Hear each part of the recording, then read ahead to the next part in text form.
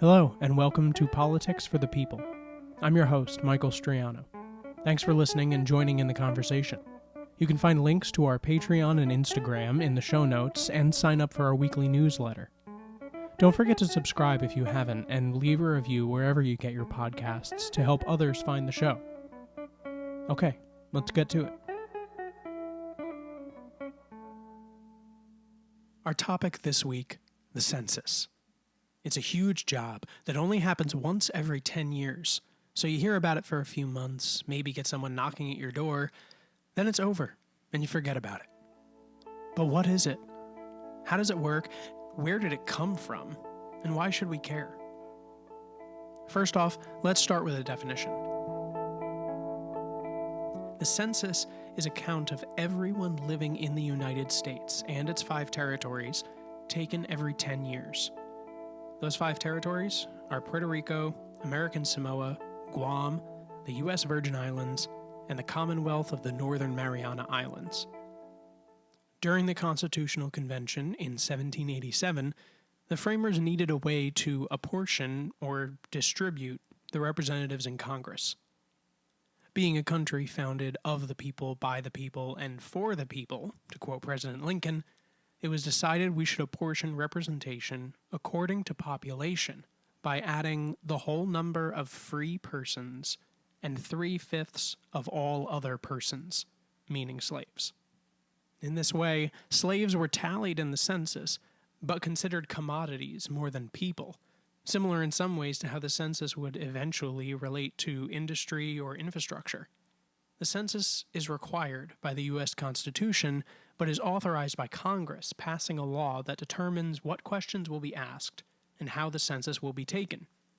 After the law is signed by the President, questionnaires are assembled and distributed to the residents of the United States, regardless of citizenship or housing. Because we need to know where and how people are living, so we know where and how to spend money, citizenship is irrelevant. Now, let's get into a little background in history. A quick note. This part was hard to write because there's so much information. If you're at all curious, the Census Bureau's website has an overview of every census taken. I'm just going to give you some of the highlights. The first census was taken in 1790 under the supervision of Secretary of State Thomas Jefferson. U.S. Marshals spread throughout the young country and conducted what we would consider a horrible, completely informal census. The original process included only very basic information on the people living in each household. The process was so informal that it wasn't until the 1810 census that marshals were required to actually visit the homes rather than relying on hearsay. Incremental changes to the census took place with each cycle as the country grew, and questions were added about education, deaths, wages, crime, taxes, and even economic data. Following the abolition of slavery, the 14th Amendment was passed, eliminating the word free and the 3/5 language from the Constitution.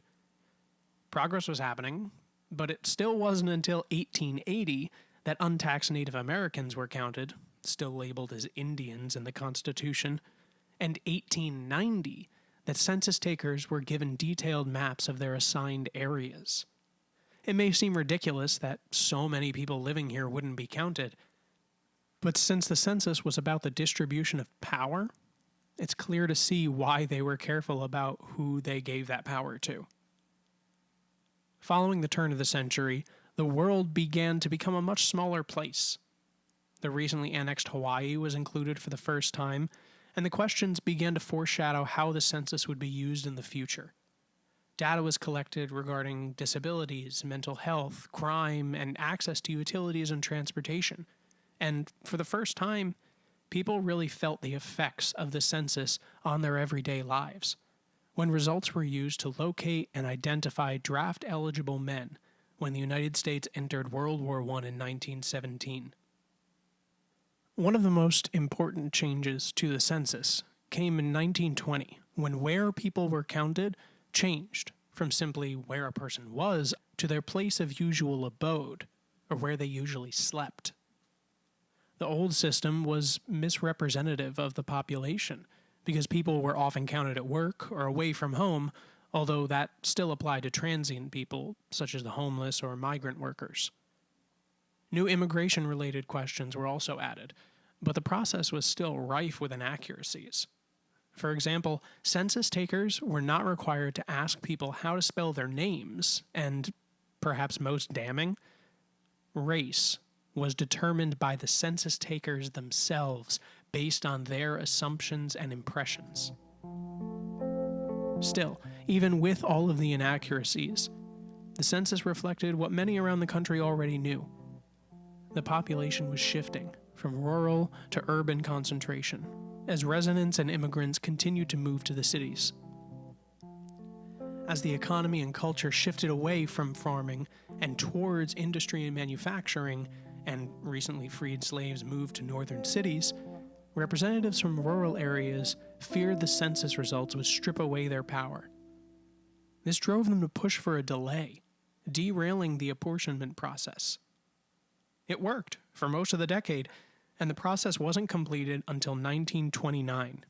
This meant that as people were flocking to the cities, the money needed to maintain and improve those cities didn't follow. But more on that later.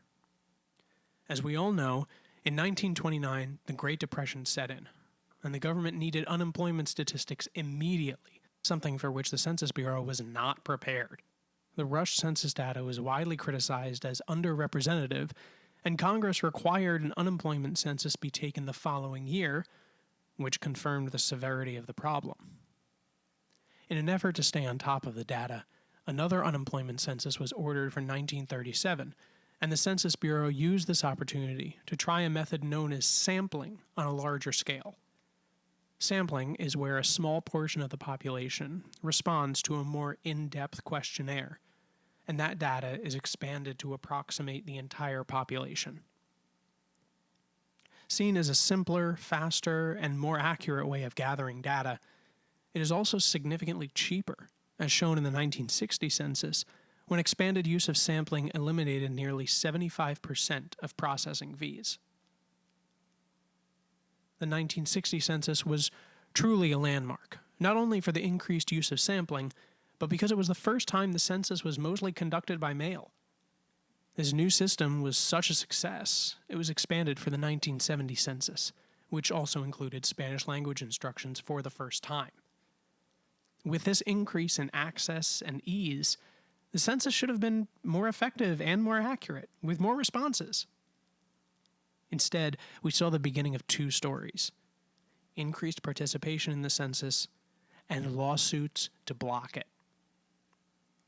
Starting in 1980, a push to increase the participation of the homeless sent census workers into homeless shelters, soup kitchens, bus and rail stations, dormitories, and hotels and motels with permanent residents. Despite these efforts, analysis of the data still showed a significant undercount, especially in the country's black population. The city of Detroit filed a lawsuit and was soon joined by multiple states and cities, most notably New York City, who eventually argued their case before the Supreme Court. They demanded the figures be adjusted to compensate for the omission. The city lost its case, and plans were made in anticipation of the 1990 census for adjustments to be made, assuming there would be another undercount. After another legal battle, a resolution was reached to assemble an expert panel who would recommend whether or not adjustments were needed. To encourage people to respond to the census, an ad campaign was launched, including traditional marketing, plus promotional activities and lesson plans for schools and churches. Still, the 1990 census resulted in an undercount. The Undercount Steering Committee reviewed the census and recommended adjustments be used. But the recommendations were ignored, and once again a legal battle was had, again making its way to the Supreme Court, and again the court ruled against the state. In the interest of battling the undercount problem at its source, the 2000 census saw a truly massive ad campaign of $167 million that was estimated to have reached 99% of U.S. residents. The resulting mailback rate was lifted to 67%. But the plan to expand the use of sampling was met with severe congressional opposition. The House of Representatives eventually sued the Department of Commerce, home of the Census Bureau, arguing the constitutionality and legality of sampling. Again, the case was argued before the Supreme Court, who ruled in favor of the House, finding sampling violated the Census Act. The 2010 census was notable for being the most inclusive, extensive, and diverse campaign in the history of the United States. A targeted ad campaign debuted during the Golden Globe Awards, appeared in 28 languages, expanded the Census in Schools program to feature a Teach Census Week curriculum, and included a road tour that stopped at significant events including NASCAR races and even the Super Bowl. So, that's a good bit of background. But now the most important question. Why should we care? As I mentioned earlier, the original reason for the census was apportionment, or how many seats each state is given in the House of Representatives. Today, it's also relied upon to know how best to distribute federal funding and to redraw congressional districts, known as redistricting. Think about the hospitals and healthcare centers, schools, roads, food assistance programs, emergency relief funds, and first responders in your area. Most of them receive federal funding. But how does the federal government know how much to send where? The census. You've probably heard the term redistricting on the news lately. We'll have another episode soon all about it, so make sure you're subscribed so you don't miss it. But simply put, it decides who represents you in Congress. How is redistricting determined? The census. I talked about undercounts and the thousands, probably millions of dollars in legal fees spent to argue them. Why? Because accurate representation in the census directly translates to power for our local communities.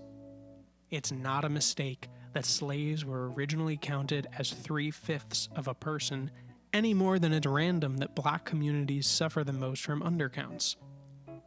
Remember the apportionment following the 1920 census? Power in this country has always been divided between the haves and the have-nots.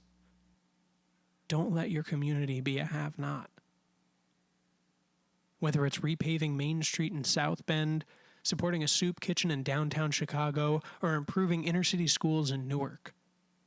If those areas are underrepresented in the census, the funds for those vital services won't get where they need to go. The 2020 census is happening right now, and you still have time to fill yours out if you haven't already. All information is strictly confidential, and citizenship does not matter. If you live here, you deserve to be counted. In fact, all census workers take a vow to not share your information, and breaking that vow is a federal crime, punishable by prison time and up to a $250,000 fine. The Census Bureau cannot release your information even to law enforcement. So please, go to 2020census.gov and encourage your family and friends to do the same. Thanks for listening, and a special thanks to our patrons on Patreon for your help in making this happen, and all those who have left us a review. Be sure to check out the show notes, where you can sign up for our weekly newsletter and follow us on Instagram at Politics for the People Podcast. Want to help shape the conversation, have a say in episode topics, and get exclusive content, including early access to episodes and live conversations with me? Check the show notes, head on over to our Patreon page, and subscribe for as little as $3. We'll see you Wednesday with our newsletter and Friday with a brand new episode. Take care.